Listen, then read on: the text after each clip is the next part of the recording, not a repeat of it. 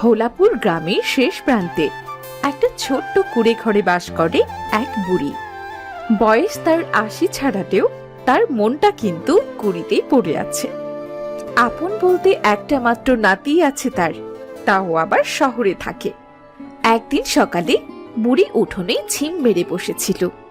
ঘরের পাশ দিয়ে যাচ্ছিল তার প্রতিবেশী রূপম।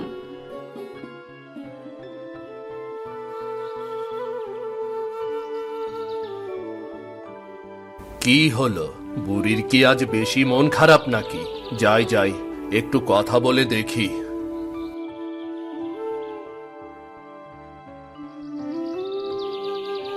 কি গো বুড়ি, এই সাত সকালে ঘরের কোণে এভাবে ঝিম মেরে বসে আছো কেন? নাতির কথা মনে পড়ছে বুঝি? না রে বাপু না, সৃষ্টিকর্তার কৃপায় শরীর ঠিকই আছে, কিন্তু নাতিটার কথা আজ খুব বেশি মনে পড়ছে। কতদিন হয়ে গেল নাতিটাকে দেখি না। ঠিক ঠিক, এটাই ভেবেছিলাম আমি। আচ্ছা বাপু, ওর কি আমার কথা মনে পড়ে না? ও কি আমার হাতের গাজরের হালুয়ার স্বাদ ভুলে গেছে? কি যে বলো না তুমি! তোমার হাতের গাজরের হালুয়ার স্বাদ সে কি আর ভুলতে পারি? তুমি মন খারাপ করো না, আমি ২-১ দিন পর শহরে যাব, তখন তোমার নাতির সাথে দেখা করে আসব, আর তোমার কথা বলে আসব, কেমন? তুই সত্যি শহরে যাবি? তাহলে আমার নাতিটার জন্যে একটু গাজরের হালুয়া করে দিতাম, ও দেখে নিশ্চয়ই খুব খুশি হবে।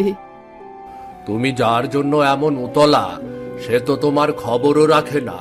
শহরের বড়সড় মানুষের সাথে তার উঠা বসা, সে কি আর তোমার হাতের তৈরি খাবার খাবে? কি রে বাপু, তুই কি বিড়বিড় করছিস?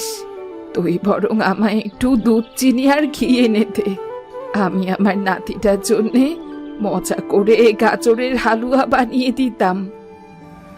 সে না হয় দিলাম, কিন্তু বুড়ি আমি বলি কি, আমি শহর থেকে ফেরার পথে তোমার নাতিকে নিয়ে ফিরব।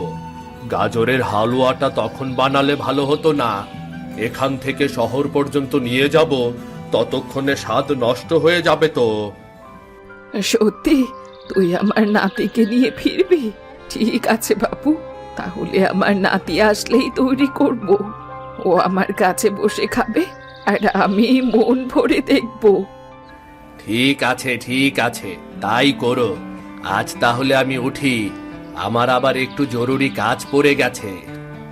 চলে যাবি? ঠিক আছে, যা। সময়টা ছিল গ্রীষ্মের মাঝামাঝি। দুপুর গড়িয়ে বিকেল নামলো।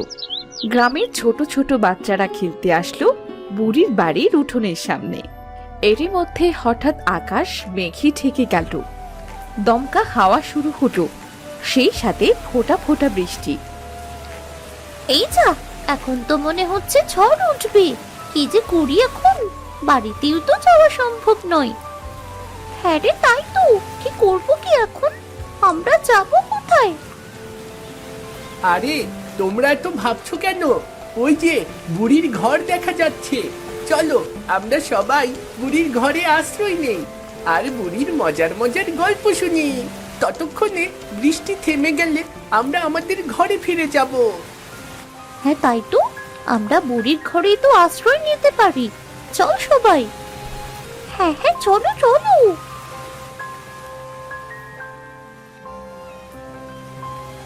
বুড়িমা, ও বুড়িমা, দরজাটা খোলো, বাইরে খুব ঝড় হয়েছে গো। দেখো বুড়িমা, আমরা তোমার কাছে আশ্রয় নিতে এসেছি। কে? এই ঝড়ের মধ্যে আমার কুড়ে ঘরে কে এলি?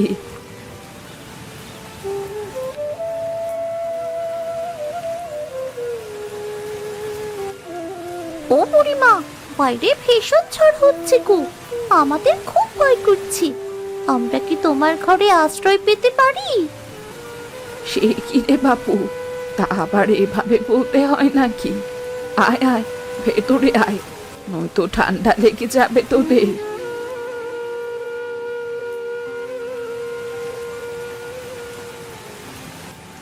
ও বুড়িমা, শুনেছি গ্রামের সবাই তোমার হাতের গাজরের হালুয়া খুব মজা করে খায়।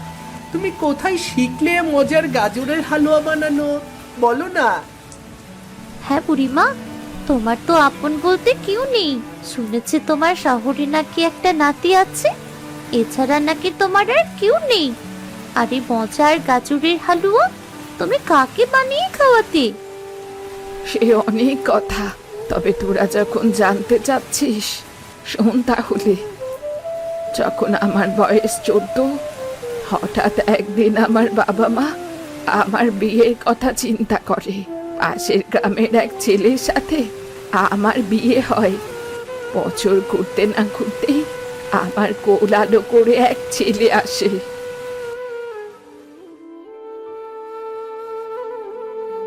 কমলা, ও কমলা, কমলা।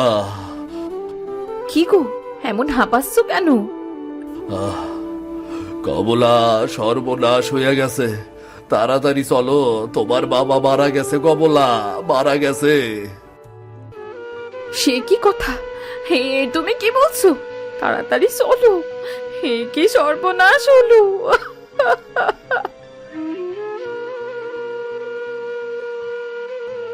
হঠাৎ কমলার বাবা মারা যাওয়ায় সেই শোক সামলাতে না পেরে কিছুদিন পরেই মারা গেল কমলার মা।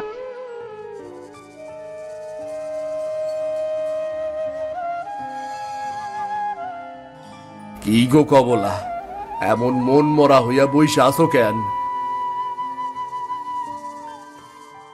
এ কি, তুমি কাঁদতেছ? মা বাবার কথা খুব মনে পড়ছে খুব। আমি আমি যে তাদের ছাড়া আর থাকতে পারছি না।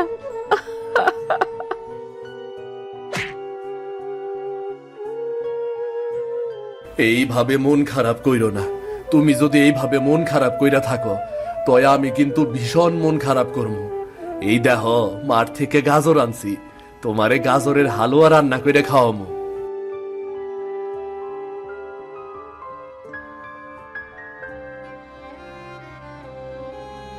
এই আমার রান্না শেষ, চলো এইবার খামু, চলো। তুমি বসো, আমি এক্ষুনি আনছি। আরে না, তুমি বসো, আমি আনতাছি।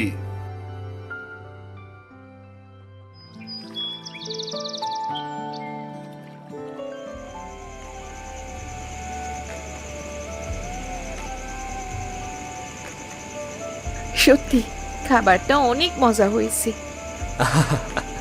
এইবার মনটা ভালো হইল তো। জানো বউ, এই গাজরের হালুয়া আমার মায়ের কাছ থেকে শেখা গো। খুব ভালো হয়েছে হালুয়াটা। তোমার কাছ থেকে আমিও একদিন শিখে নেব। এরপর থেকে যখনই কমলা মন খারাপ করে বসে থাকতো, কমল নিজ হাতে তাকে গাজরের হালুয়া করে খাওয়াতো। এতে কমলাও খুশি হয়ে যেত। এভাবে ধীরে ধীরে কমলাও গাজরের হালুয়া বানানো শিখে গেল। হঠাৎ করে মারা গেল বুড়ির স্বামীও, আর দেখতে দেখতেই কেটে গেল 20 বছর। দাদু ভাই, গাছ থেকে নাম বলছি, পড়ে যাবি তো। নামবো না, নামবো না। আজ গাছের সব আম পেড়ে খাবো আমি। তুমি আমাকে একটুও গাছে চড়তে দাও না। একটা কথাও শুনিস না তুই। তোর বাবা মা কেন যে অকালে অ্যাক্সিডেন্ট করে মারা গেল, আজ যদি তারা বেঁচে থাকতো তবে তুই এমন নাছোড় বান্দা হতিস না। কোনো কথাই শুনিস না।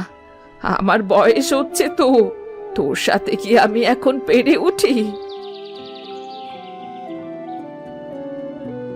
এখন থেকে তোমার সব কথা শুনবো, তোমাকে আর কষ্ট দেব না। একদিন আমি অনেক বড় হয়ে শহরে চাকরি করব, আর তোমার সব কষ্ট মুছে দেব। আমার সোনা দাদু, এবার চল, খাবি চল। বুড়ির নাতিও গাজরের হালুয়া খুব পছন্দ করত। বুড়ি রোজ তাকে গাজরের হালুয়া করে খাওয়াতো। তার নাতি বড় হলো, লেখাপড়ার জন্যে শহরে গেল, কিন্তু শহর থেকে আর গ্রামে ফিরল না। সেই থেকে বুড়ি আজও একা। বুড়ি গাজরের হালুয়া বানায়, কিন্তু তার নাতি আর ফিরে আসে না। গ্রামের সকলেই সেই হালুয়া মন ভরে খায়। আহারে আরে বুড়িমা, তোমার মনে এত কষ্ট, তুমি কেঁদো না। আমরা আমরা আছি তো, আমরা কখনো তোমাকে ছেড়ে যাব না বুড়িমা। হ্যাঁ বুড়িমা, তুমি কেঁদো না, আমরা সব সময় তোমার পাশে থাকবো বুড়িমা। ঝড় থেমে গেছে, এবার চল, বাড়ি ফিরে চল। হ্যাঁ হ্যাঁ, সন্ধে নামার আগেই বরং বাড়ি ফিরে যা। সাবধানে যাস, কেমন? ঠিক আছে বুড়িমা। এরপর সবাই একে একে যে যার বাড়ির উদ্দেশ্যে হাঁটা শুরু করলো। আর বুড়ি দরজায় দাঁড়িয়ে তাদের দিকে এক দৃষ্টিতে তাকিয়ে রইল।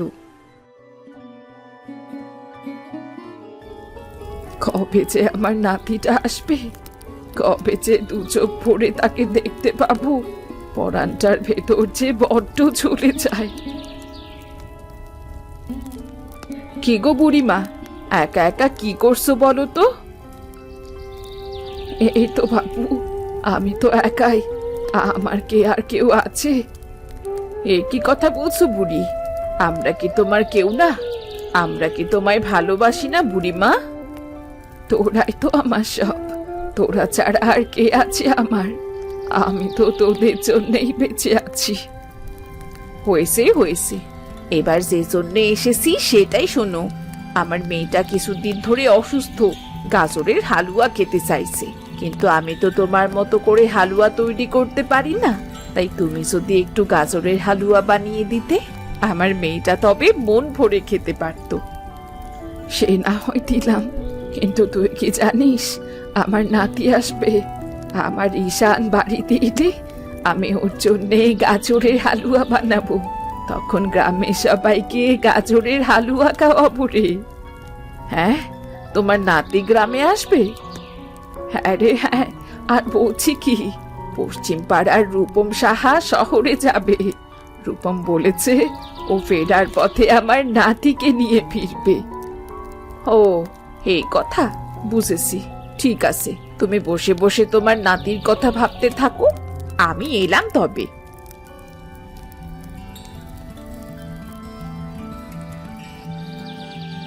বুঝলা বিমলদা, কাল শহরের উদ্দেশ্যে রওনা হব। জমি জমা নিয়ে শহরে একটা জরুরি কাজ পড়ে গেছে। কিন্তু কি হলো, থেমে গেলে যে? কি ভাবছো? ভাবছিলাম আমাদের গায়ের যে বুড়িটা আছে না, তার নাতি ঈশান্ত শহরে থাকে। তা সেই দিন বুড়ির মন খারাপ দেখে বলেছিলাম যে আমি শহর থেকে ফেরার পথে তার নাতিকে নিয়ে ফিরব। কিন্তু তার নাতি কি আর আমার কথায় আমাদের গায়ে আসবে? তা তুমি ঠিকই বলেছ, সে এখন শহরে থাকে, শহরের বড়সড় মানুষের সাথে পরিচয়। শুনেছি কোনো বড় লোকের মেয়েকে নাকি বিয়েও করেছে। তাও আমি বলি কি, বুড়ি যখন বলছে, তুমি বরং একবার গিয়ে দেখা করো, শুনে এসো কি বলে। কিন্তু আমি যে যাব, আমার কাছে তো ঈশানের ঠিকানাও নেই। ঠিকানা কোথায় পাবো বলো তো দেখি? এ কি মুশকিলে পড়লাম বাবু। ও নিয়ে তুমি ভেবো না, আমার ছেলের কাছে ঈশানের ঠিকানা রয়েছে। আমার ছেলেটা প্রায় শহরে যাওয়া আসা করে, শুনেছি ঈশানের সাথে নাকি ওর দেখাও হয়। আমি তোমাকে আমার ছেলের কাছ থেকে ঈশানের ঠিকানা নিয়ে দিচ্ছি। তাহলে তো হলোই, গিয়েই দেখি বুড়ির নাতি কি বলে। পরের দিন খুব সকালে হাতে একটা ব্যাগ নিয়ে রূপম সাহা শহরের উদ্দেশ্যে রওনা দিল। যাবার পথে লাঠি হাতে বাঁকা কোমরে পথের মাঝেই বসেছিল বুড়ি। ও বুড়ি, আমি শহরের উদ্দেশ্যে চললাম গো। তুমি আমাকে আশীর্বাদ করো, আমি যেন তোমার নাতিকে সাথে নিয়ে ফিরতে পারি গো। এখনই যাচ্ছিস বাবু? তা কবে ফিরবি তুই আমার নাতিকে নিয়ে? আমি তাহলে আমার নাতির জন্যে এখনই গাজরের হালুয়া করে রাখবো, ও এসে দেখে নিশ্চয়ই খুব খুশি হবে। ঠিক আছে ঠিক আছে, তুমি গাজরের হালুয়া করো, একটু বেশি করে করো, শুধু নাতির জন্য করো না। আমরা পুরো গ্রামবাসী কিন্তু তোমার হাতের গাজরের হালুয়ার অপেক্ষায় আছি। আচ্ছা বেশ বেশ, তোদের সবাইকে খাওয়াবো। আজ তাহলে আমি আসি, আমার আবার 6টায় ট্রেন রয়েছে।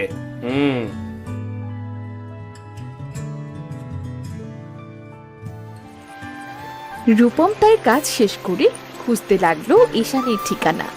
অন্যদিকে বুড়ি আজ খুব মজা করে গাজরের হালুয়া বানাতে ব্যস্ত হয়ে পড়েছে, মনে যেন তার আকাশ সমান খুশি। অন্যদিকে অনেক খোঁজাখুঁজির পর রূপম ঈশানের ঠিকানায় পৌঁছলো। মস্ত বড় বাড়ি তার।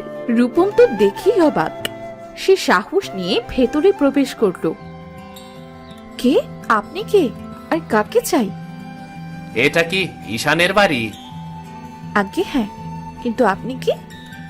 আমি রূপম সাহা, বাড়ি চন্দ্রপুর গ্রামে। অনেক দূর থেকে এসেছি। আমাকে কি একটু জল দেওয়া যাবে? গলাটা এক্কেবারে শুকিয়ে গেছে। চন্দ্রপুর গ্রামে তো ঈশানের বাড়ি, তাহলে নিশ্চয়ই ঈশানের পরিচিত কেউই হবে। হ্যাঁ নিশ্চয়ই, আসুন ভেতরে আসুন, বসুন এখানে, আমি জল নিয়ে আসছি।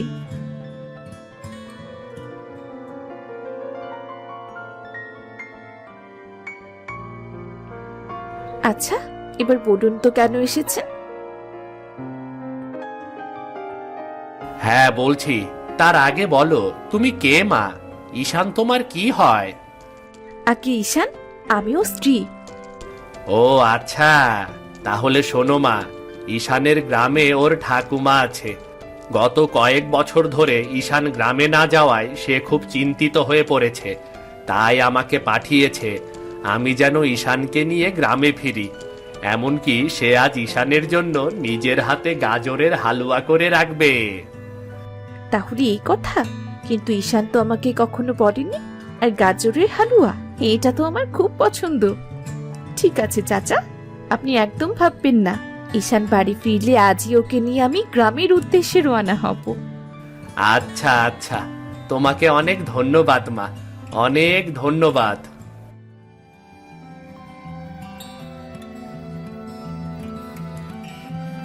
তোমার ঠাকুমা জীবিত আছেন? তুমি তো কখনো বলনি। ইয়ে মানে না, মানে বুঝেছি, তোমাকে আর ইয়ে মানে করতে হবে না। শোনো, আমরা আজই গ্রামে যাব। তোমার ঠাকুমা তোমার জন্য নিজের হাতের গাজরের হালুয়া নিয়ে অপেক্ষা করছেন। গাজরের হালুয়া? তাও আবার ওই বুড়ির হাতের? আহ, কি স্বাদ! কতদিন খাই না। ও রোদেলা সব কোথা থেকে জানলো? কিন্তু বুড়ির কথা তুমি কিভাবে জানলে? আর গাজরের হালুয়ার কথাই বা কে তোমাকে বলেছে? তুমি কি ভেবেছো তুমি না বললে আমি এসব জানবো না? চন্দ্রপুর গ্রাম থেকে রূপম সাহা নামে একজন চাচা এসেছেন তোমাকে নিতে, উনি বললেন এসব। রূপম চাচা এসেছেন আমাদের বাসায়? কোথায় সে? হ্যাঁ গো, নয়তো আর কি বলছি তোমাকে। এসো, আমার সাথে এসো।